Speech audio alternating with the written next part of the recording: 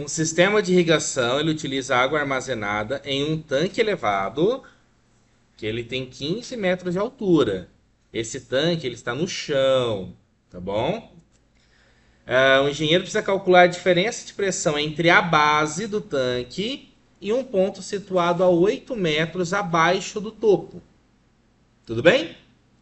Então, antes de analisar a parte da hidrostática, a gente tem que fazer uma análise aqui como se fosse um plano cartesiano, né? Se eu penso aqui, ó, um eixo que eu estou trabalhando com a minha altura, e depois eu vou trabalhar com a questão de quantidade de metros de coluna de água. Então, como se eu tivesse aqui um eixo Y, e aqui eu tivesse vindo para o lado de cá, quem? Meu eixo X, que eu não vou nem usar, né? Tô só fazendo aqui por esporte para falar que a gente tem o eixo X e Y. Aí aqui vai subindo, tudo bonitinho, contando aqui, lindo, bonito e forever, até que eu chego aqui na altura dele, que a altura total dele é uma altura de quanto? 15 metros, certo? Aí o exercício fala que eu tenho que calcular então, ó, a diferença de pressão entre um ponto que está na base. Então, se eu tenho um ponto que está na base, eu vou desenhar esse ponto como sendo esse ponto aqui, ó. Esse aqui, a partir de agora, é o meu ponto A, tudo bem? E eu tenho um outro ponto B. E esse ponto B ele está localizado aonde? Em um ponto que está 8 metros abaixo do topo. Então, quando eu pego esse 15, que é a altura, e eu vou abaixando 8, eu chego em qual número? 15, 14, 13, 12, 11, 10, 9, 8, 7. Todo mundo concorda? Então eu chego aqui num ponto que é o meu ponto 7 de altura em relação ao chão.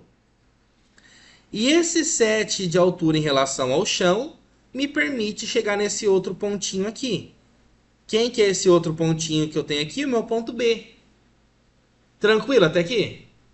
E aí, o que, que eu tenho aqui nesse meu recipiente, nesse meu tanque? Tem fluido. Então aqui, ó, tá cheio de água. Para todo lugar aqui tem água. Tem água, tem água, tem água. E aí eu tenho que escrever aqui no canto, ó. Quando eu faço a análise no ponto A, eu tenho quantos metros de coluna de água acima de mim? Então, A, 15, MCA. O que é MCA? Metro de coluna de água. Quando eu olho no meu ponto B, aqui eu tenho que tomar cuidado, né? Para entender ele bem certinho. Então, no meu ponto B, eu tenho quantos metros de coluna de água acima de mim? 8. Não é 7. 7 é a altura em relação ao chão. Mas quando eu olho aqui em cima, quanto que eu tenho de diferença de metros de coluna de água aqui?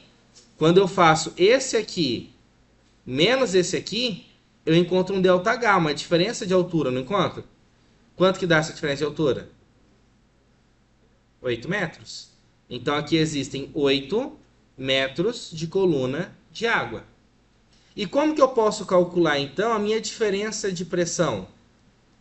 Quando eu olho para a equação da pressão hidrostática, a pressão hidrostática é P igual a ρ GH.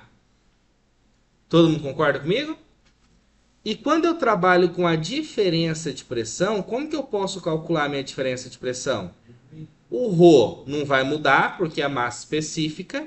A gravidade não vai mudar. Eu tenho que quem muda aqui é a minha diferença de altura. Então, ΔP depende de ΔH. Pô, professor, mas tem que ficar decorando essas fórmulas? Não. Porque como que você poderia calcular também?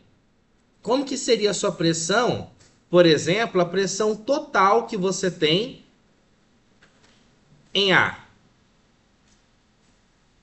A pressão total que você tem em A, você poderia falar, é a soma da minha pressão atmosférica mais ρ, G, H. Qual que seria a sua pressão total que você tem no ponto B? Pressão atmosférica mais ρ, G, HB. Concordam comigo? E o que é diferença de pressão, ΔP? Não é um menos o outro?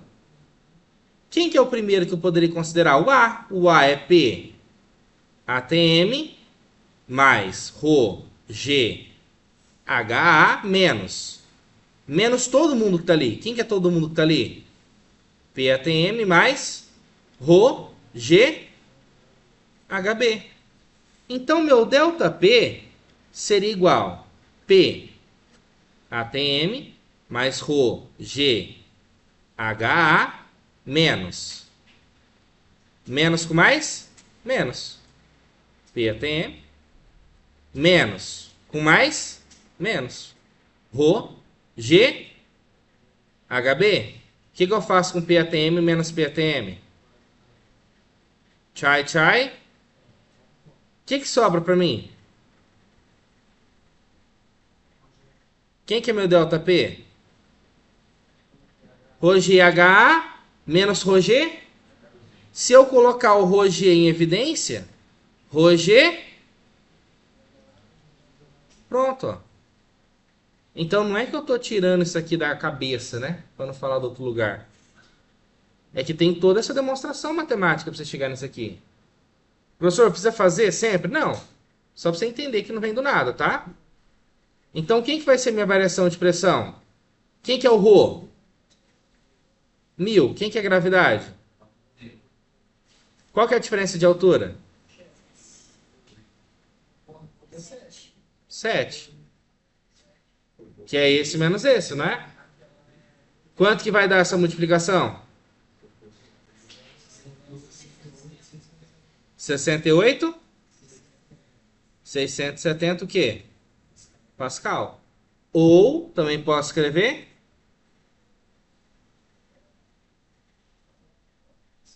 68,67 quilopascal.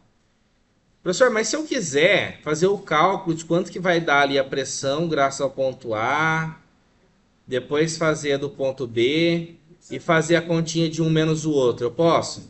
Pode, vai dar a mesma resposta também. Tudo bem até aqui, pessoal? Aí a outra pergunta que a gente tem ali que é feito para o exercício, né? É explicar a importância de se dimensionar corretamente a pressão de saída nesses sistemas para evitar falha durante o processo de irrigação. Por que isso é importante? Primeira coisa, você ter uma uniformidade nessa distribuição de água, porque dependendo da pressão que você ter, você vai ter uma forma diferente, né? Dessa água acabar tendo ali uma vazão, evitar danos no sistema. Às vezes você pode ter uma bomba associada ali ao processo, onde essa quantidade de pressão também vai ser influenciada. A própria eficiência energética, quanto maior vai ser a pressão, maior vai ser a força por área que ela consegue exercitar. E, consequentemente, isso gera um controle maior da própria vida útil também desse equipamento. Tudo bem? Dúvidas?